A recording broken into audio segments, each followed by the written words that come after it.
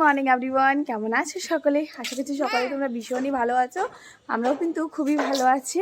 এখন হইতে পারবে যে 11:30। এখন থেকে তোমাদের সবাইকে সাথে নিয়ে আজকে ব্লগটা স্টার্ট করলাম দিদি বাড়ি থেকে।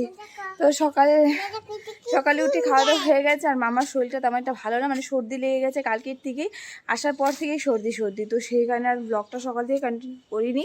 আর আজকে ঘুম থেকে উঠতেও অনেক দেরি হয়ে গেছে। আজকে ভেবেছিলাম কামাখ্যা মন্দিরে যাব, কিন্তু মামার শরীরটা ভালো না বলে কামাখ্যা মন্দিরে যেতে পারলাম না। অনেক ইচ্ছে ছিল, মামা হওয়ার আগে আমি বলেছিলাম ঠাকুরকে, আগে এসেছিলাম তখন বলেছিলাম যদি সব ভালো থাকে তাহলে আমি তোমার দর্শন করব, আমরা তিনজন একসাথে গিয়ে। তো সেটা এবারও আর হলো না। আগেরবারও এসেছিলাম তখনও পারিনি, এবারও আর পারলাম না, কারণ মামার এবার শরীরটা অনেকটাই সর্দি লেগে গেছে। আরও গেলে আরও সর্দি লাগবে, তো সেই কারণে আর যাবো না ভেবেছি।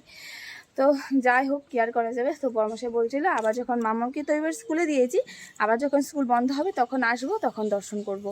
তো দেখো দিদি যে ওপরে সাদে খেলনা এনে দিয়েছে, হ্যাঁ দেখা যায়। আর যে ওর বাবা এখন নিজে একটু ঘুরে চলে আসলো। আর সে সময় যে চিপস নিয়ে এসেছে, আমরা এখন চিপস খাচ্ছি। এখানে কুসুমও বসে রয়েছে, চিপস পার্টি।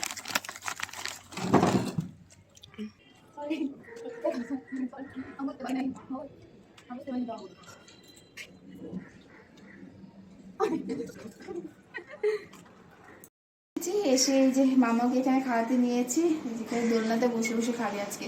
কালকে থেকে সর্দি লেগেছে, খেতেও চায় না, আর যে খাওয়ার মুখে রুচিও চলে গেছে।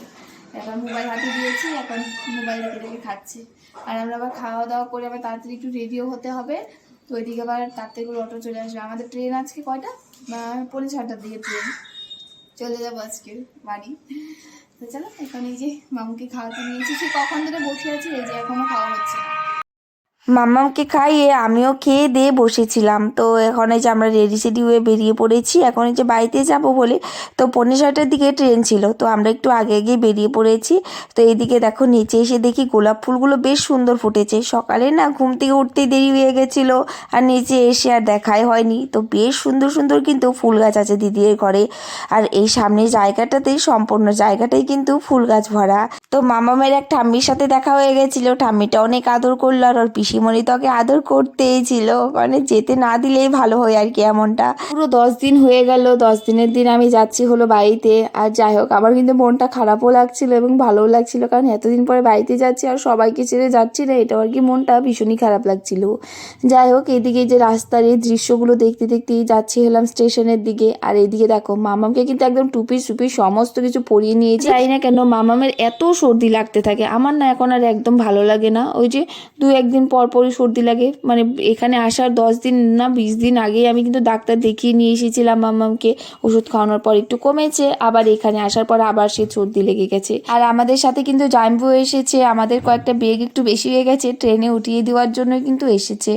আর এদিকে তারপর চলে এসেছি এই যে স্টেশনের ভেতরে। এখানে যে বর্মশ এখানে টিকিট কেটে নিচ্ছে, আর টিকিটটা কেটে আমরা ভেতরে এসেছি। আর এই দেখো পিছনের সাথে চলে গেছিল মাম্মা। পাশে একটি দোকান ছিল, সেই দোকান থেকে কেক নিয়ে আসলো মাম্মাম। আর এখানে বর্মশাই আর জাম্বু খাচ্ছে হলো চা।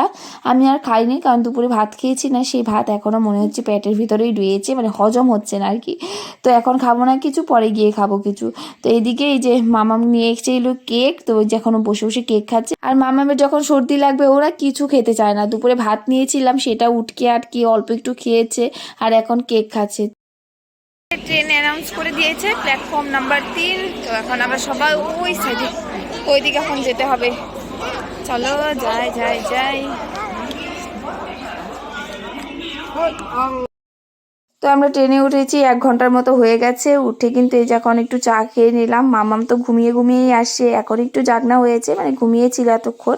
তো এখন এই যে একটু লাল চা নিয়েছি, আর যে স্টেশনের থেকে বিস্কিট নেওয়া হয়ে গেছিলো, তো সেই বিস্কিটটাই দিয়ে চা খেয়ে নিলাম। এবার তো ট্রেন অনেকটাই তাড়াতাড়ি আমাদের বাড়িতে পৌঁছে দিয়েছিল। বছর 2খানিক আগে আমরা যখন আবার মানে গিয়েছিলাম গুয়াহাটিতে, তখন না আস্তে আস্তে অনেকটাই দেরি হয়ে গেছিলো, 10টার মতো বেজে গিয়েছিল। আর ওই দিন পড়ছিল হলো বৃষ্টি, একটু কষ্ট হয়েছিল। এবার কিন্তু আমাদের একদমই কষ্ট হয়নি, বেশ ভালোভাবে এসেছি। আর ট্রেনটাও কিন্তু বেশ খালি খালিই ছিল।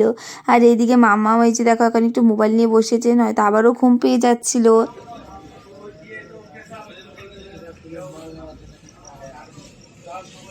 তো ফাইনালি আমাদের স্টেশন চলে আসলো, এখন আমরা নামবো। চলো যাই। আমরা নেমে পিলপিতে বসে পড়েছি, এখন যাচ্ছি। আর এদিকে অনেক ঠান্ডা। মামা ভালো করে নাক ঢেকে রাখো, হে ঢেকে রাখো।